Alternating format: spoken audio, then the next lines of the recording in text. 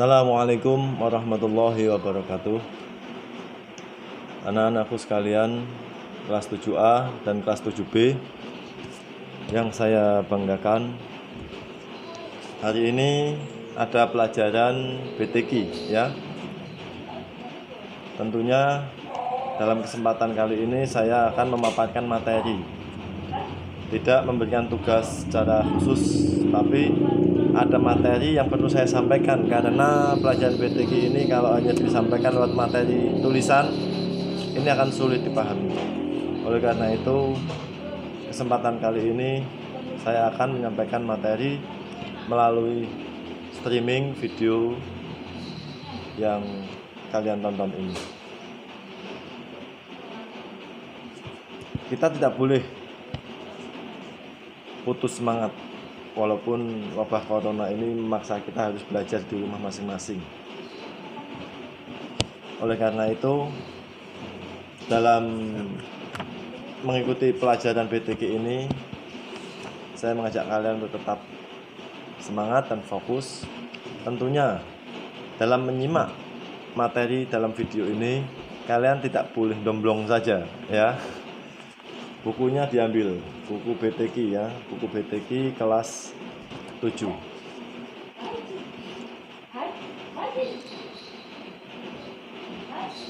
Oke, saya sampaikan materinya. Sebelumnya kita sudah membahas tentang mengenal huruf-huruf hijaiyah, kemudian makharijul huruf, kemudian ada bab istiftah ya, dan seterusnya. Dan pada akhirnya kita masuk ke bab yang kelima, yaitu bab nun sukun dan tanwin. Buka halaman 30. Bab nun sukun dan tanwin. Bab 5 ini membahas tentang adanya nun mati atau tanwin. Nun mati atau tanwin di dalam Al-Quran itu jika bertemu dengan huruf-huruf hijaiyah akan melahirkan 5 hukum. Nun mati atau tanwin bertemu dengan huruf-huruf hijaiyah akan melahirkan 5 hukum. Yang pertama adalah izhar, yang kedua ikhfa, yang ketiga idgham ma'al gunnah, yang keempat idgham bila gunnah, dan yang terakhir adalah iqlab. Sekali lagi kalian tirukan ya, bareng-bareng kita baca biar hafal. Nun mati dan tanwin, nun mati atau tanwin jika bertemu dengan huruf hijaiyah akan melahirkan 5 hukum. Yang pertama adalah idhar, yang kedua adalah ikhfa, yang ketiga adalah idgham ma'al gunnah, yang keempat idgham bila gunnah, dan yang terakhir adalah iqlab. Kita coba bahas satu persatu. Yang pertama adalah idhar. Apa itu idhar? Idhar menurut lughat atau bahasa itu artinya menyatakan. Sedangkan idhar menurut istilah tajwid adalah menuturkan huruf mati, dalam hal ini nun sukun atau tanwin, dengan terang dan nyata dari tempat keluar makhrajnya, tanpa dengung ya, tanpa dengung. Sekali lagi saya ulangi, idhar menurut istilah tajwid adalah menuturkan huruf mati, nun sukun ataupun tanwin tadi dengan terang dan nyata dari tempat keluar hurufnya ya, dari makhrajnya atau tempat keluar hurufnya, tanpa dengung. Artinya ketika kamu nanti di dalam Al-Quran menemui bacaan yang idhar ini, yang hukumnya idhar, maka harus kamu baca dengan terang, nyata, jelas, tanpa dengung. Huruf-huruf idhar ini ada 6. Huruf idhar ada 6. Yang pertama adalah hamzah, yang kedua ha, yang ketiga ha, kemudian keempat ain, kelima kha, dan yang keenam adalah ghain. Saya ulangi lagi, hamzah, ha, ha, ain, kha, dan ghain. Keenam huruf ini sudah kita bahas beberapa pertemuan yang lalu. Ini merupakan huruf-huruf halqi. Huruf halqi itu huruf yang makhrajnya atau tempat keluar hurufnya ada pada tenggorokan. Disebut dengan halqi. Dan tenggorokan kan ingat ya, makhrajul huruf kemarin sudah kita bahas. Makhrajul huruf atau tempat-tempat keluar huruf secara umum itu ada 5. Yang pertama halqi, yaitu halqi. Kedua lisani. 3 syafawi. 4 jaufi. 5 khayshumi. Halqi yang pertama tadi itu ada 3 bagian. Halqi bagian dalam, halqi bagian tengah, halqi bagian luar. Yang bagian dalam hurufnya ada ha dan hamzah tadi, yang tengah ada ain dan ha, dan yang terakhir yang bagian luar itu ada kha dan ghain. Keenam huruf ini jika sebelumnya ada nun sukun atau tanwin, maka dihukumi dengan bacaan idhar. Bacanya bagaimana? Jelas ya. Kita ambil satu contoh, kalian buka lagi di situ. Misalkan huruf hamzah ya. Di buku ini. Nah, bukunya dilihat. Ya.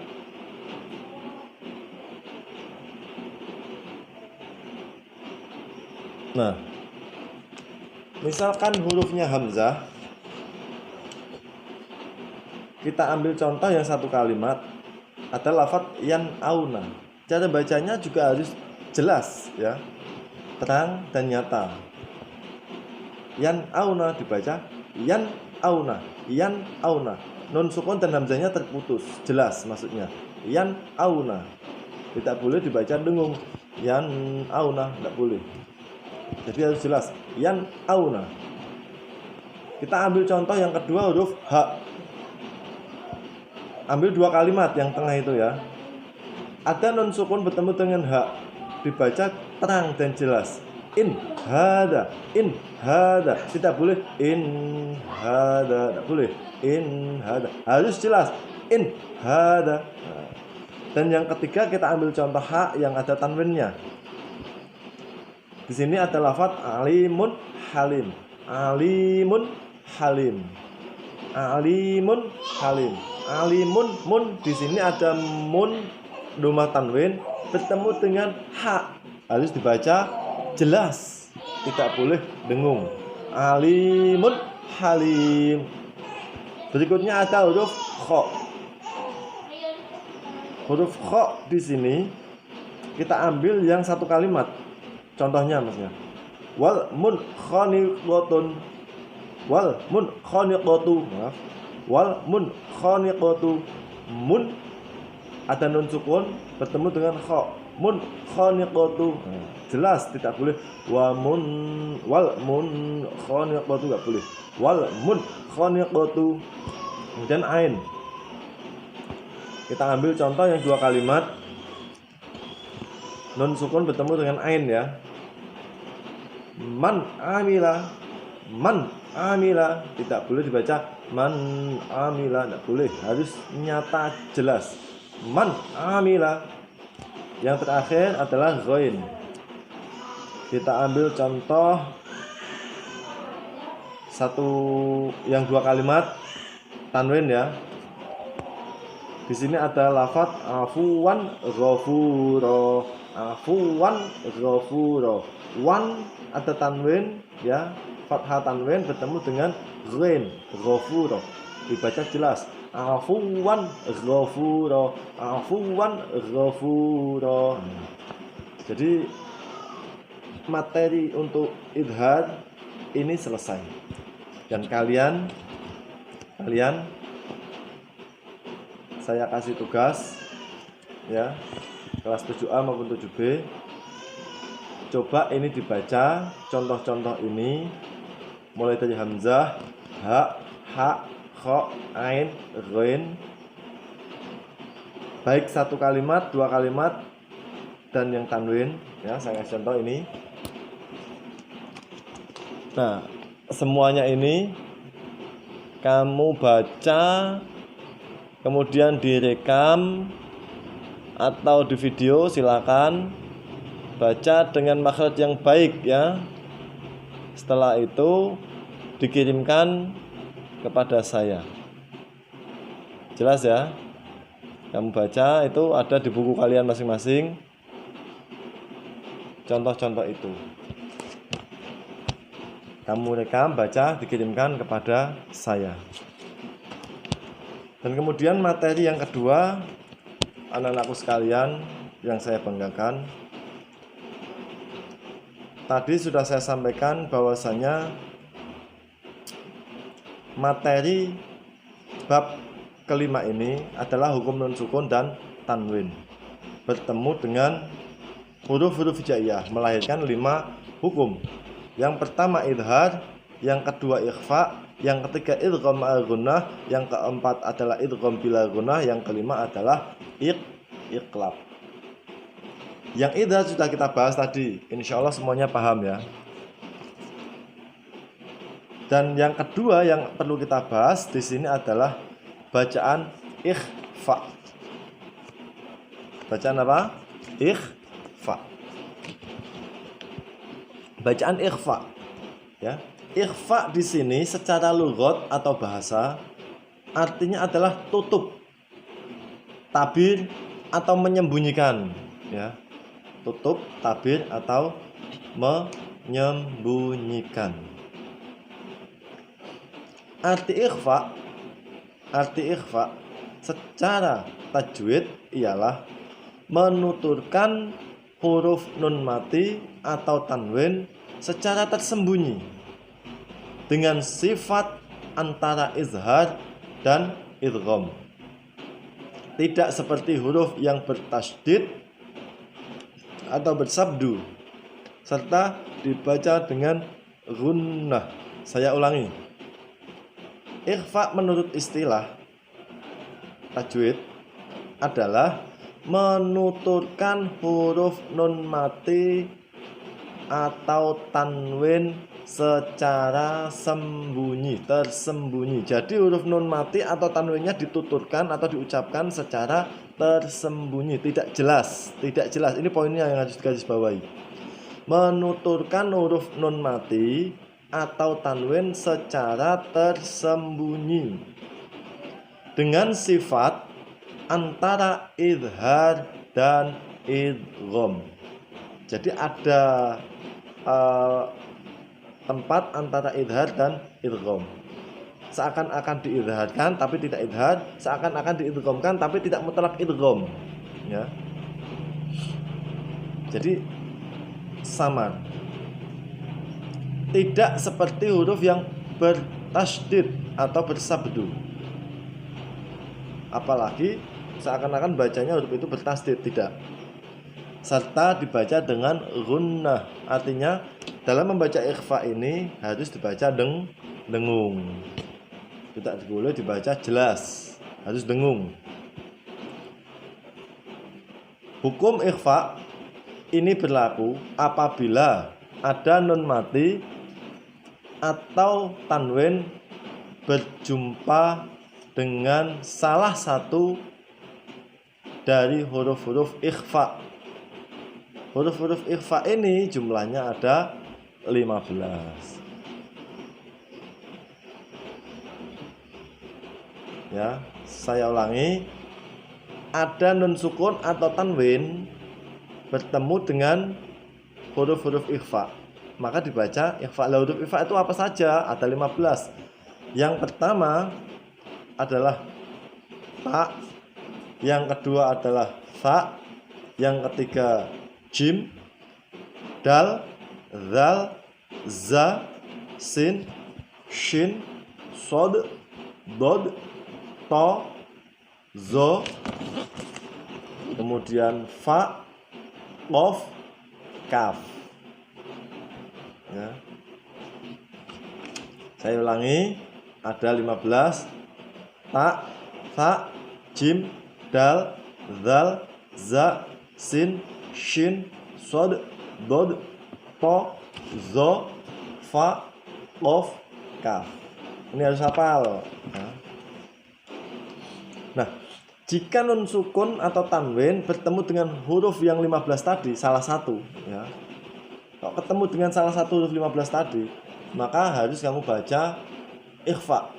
Karena hukumnya itu ikhfa. Lah baca ikhfa bagaimana? Ya tadi sudah dijelaskan. Bahwasanya menuturkan huruf nun mati atau tanwin secara tersembunyi dengan sifat antara idhar dan idgham, tidak seperti huruf yang bertasydid serta dibaca dengan dengung. Itu cara membacanya ikhfa. Lalu bagaimana contohnya? Nah, kita baca contohnya. Saya ambil ini 5 huruf saja sebagai contoh. Yang pertama coba saya baca yang fa, ya, yang fa. Di sini ada huruf fa, merupakan salah satu huruf ikhfa. Fa bertemu dengan nun sukun bertemu dengan huruf fa dalam 2 kalimat, itu yang tengah, ya, yang baris kedua itu, ya. Min, alafatnya min bertemu dengan famarotin. Min famarotin. Cara bacanya min famarotin. Min famarotin. Artinya kamu ketika mau membaca lafaz min famarotin ini, kamu baca min tapi langsung masuk ke makhrajnya huruf berikutnya, dalam hal ini fa. Fa makhrajnya di mana? Ujung lidah dan ujung gigi muka atas. Fa. Nah. Fasithubas. Nah. Jadi makhrajmu harus ada di situ, di huruf fa. Tidak boleh di hurufnya nun. Min fa baru itu. Tidak. Makhrajnya harus ke fa. Min sama. Saya contohkan ini agak dekat, ya. Min sama. Min samarotin. Jadi dengungnya di lafaz atau di huruf fa tadi, bukan di min sama, tidak, tapi di huruf fa.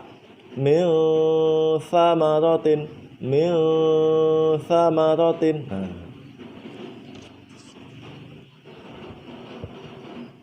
Yang berikutnya saya contohkan hurufnya adalah shin, ya, shin.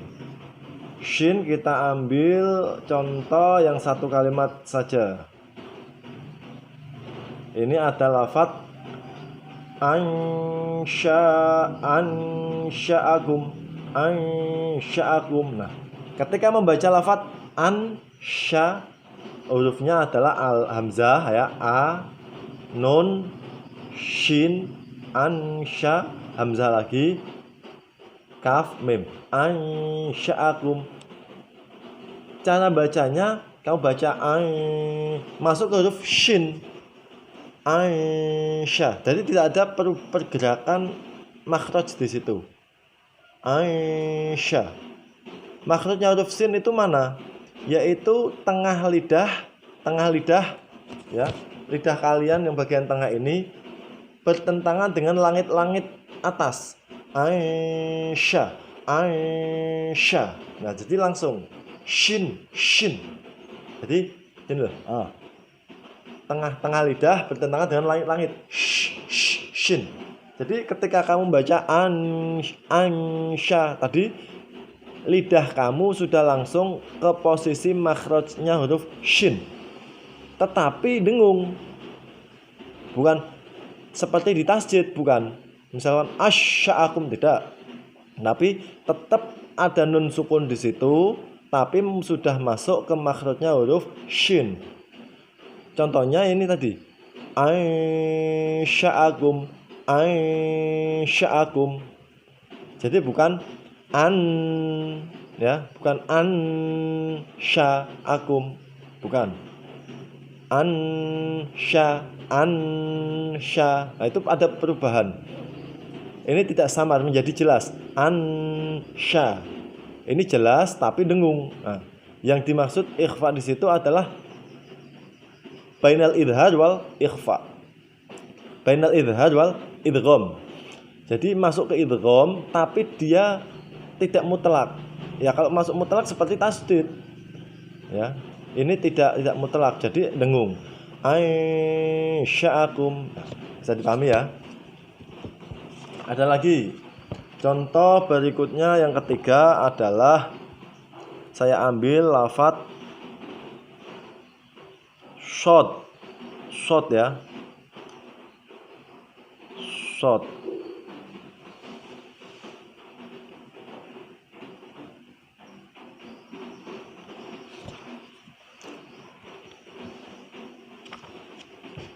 Aduh, mau.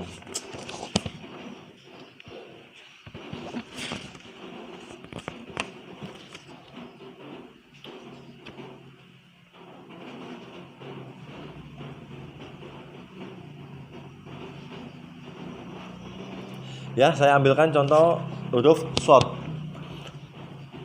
Huruf shod ini kita ambil yang 2 kalimat, ya, tanwin. Jadi ada lafadz amalan sholiha, amalan sholiha, amalan sholiha ya. Lan itu ada tanwin bertemu dengan shod. Amalan sholiha, amalan sholiha, amalan sholiha, amalan sholiha, amalan sholiha. Nah, jadi masuk ke makhrajnya huruf shod tapi dengung. Amalan sholiha, amalan sholiha. Makhraj huruf shod itu ujung lidah dan ujung gigi muka atas dan bawah ya. Ini bisa kamu buka di makhrajul huruf. Itu ada di halaman untuk makhraj huruf shod halaman 21 ya. Ujung lidah dan ujung beberapa buah gigi muka atas dan bawah. Jadi ujung lidah dan ujung gigi muka atas dan bawah.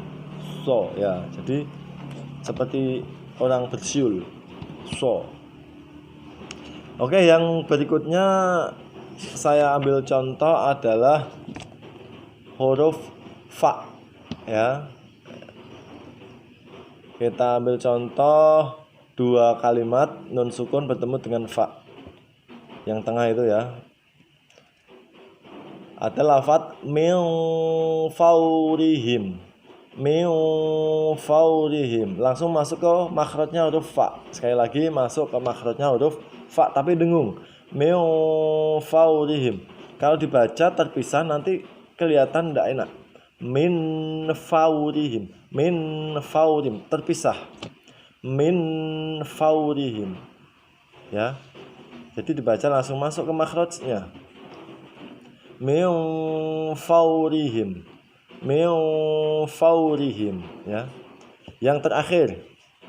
Jadi min fa ini makhrajnya di perut bibir bawah. Ya.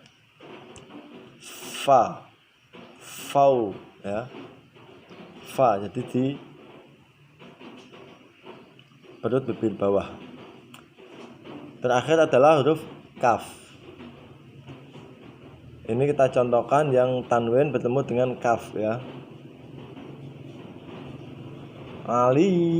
Aliyan kabiro, aliyan kabiro, aliyan kabiro ya. Yang kabiro. Ini masuk ke makhraj huruf kaf.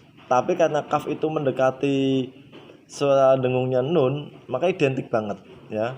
Kaf itu makhrajnya ada pada bawah anak lidah ya, yang di sini di bawah anak lidah tapi maju sedikit. Kalau yang pas di bawah anak lidah itu makhrajnya huruf qaf. Qaf. Nah, sedangkan ini kaf itu maju sedikit. Keluar sedikit dari makhraj huruf qaf.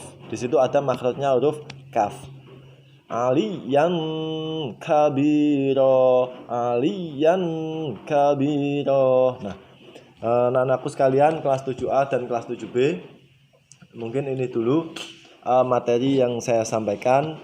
Sekali lagi, tugas kalian itu adalah seperti di idhar tadi, di ikhfa kalian juga harus dibaca semuanya, ya, dibaca semuanya, direkam dengan makhraj sebaik mungkin, dengan bacaan yang benar sebagaimana materi yang saya sampaikan tadi, direkam, dikirimkan kepada saya.